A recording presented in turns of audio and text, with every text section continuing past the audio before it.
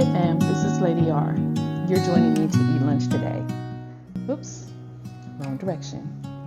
I'm having cabbage, broccoli, chickpeas, seitan roll, and yeah, that part. But let's get into it.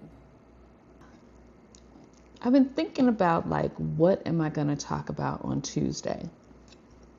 I'm glad you asked. I wanted to talk about something inspirational, not necessarily spiritual, but that's not where this is leading me today. Today, I have it on my mind to talk about forgiveness. Forgiveness is such a hard thing to do. And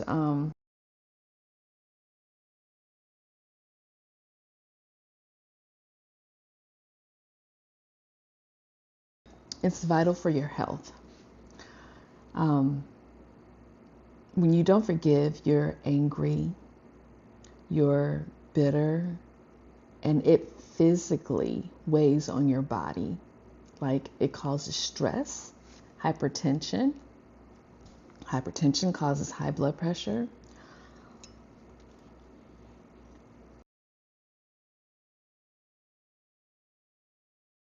I need you to sit with that for a moment. So, this person has wronged you, and I am not going to belittle how something like that can hurt because it bites. I'm not going to lie.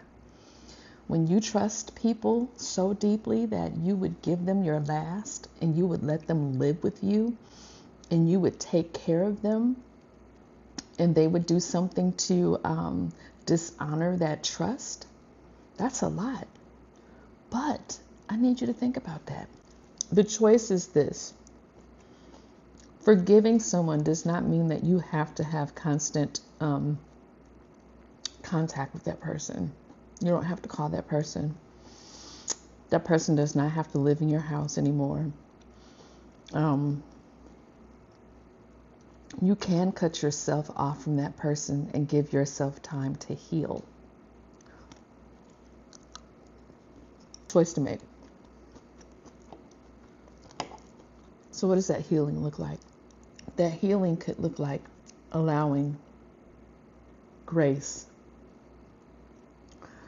And when you allow grace, you start to think about this person. Sometimes people think of this person that has betrayed them as evil. But have you ever considered their background? Chew on that one. Matter of fact, why don't you take the next bite? You have to think about, some people came from, oh God, this chewing is terrible. I don't know why I thought about this. Anyway, you have to think about what happened in their childhood. And no, it does not excuse them being a bad person when they get older. But some people don't even realize that they are doing the things that they do. And it's disgusting and horrible sometimes.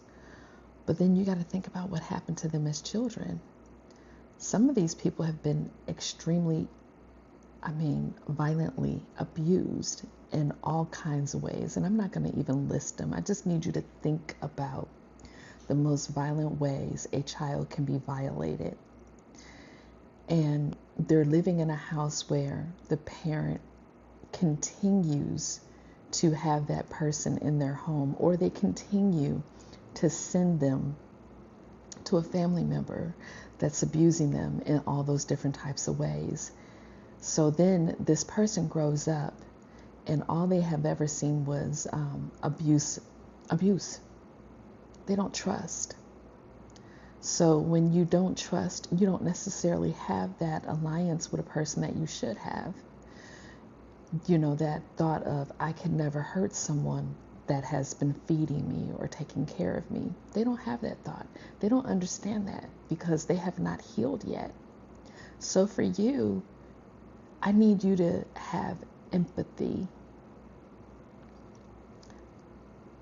You may not be able to relate to everything that they're going through, but you may know someone who has, and they have a different path. So I'm charging you instead of judging and discrediting this person altogether and cutting them off. Yes, deal with them with a long stick. Don't let them use you, but you can still talk to them every now and again, give them some good advice or guide them in the right direction. Don't make the phone calls long, because that's when you get into stuff that's unnecessary. Make the phone calls no more than a minute or two, or maybe 5 minutes. Maybe I'm being a little short. How are you doing? Oh, I'm glad to hear that you're doing well. Or I'm sorry to hear that you're not doing well. So have you considered therapy? Have you considered journaling? Have you considered this is ruining your life? Or just listen.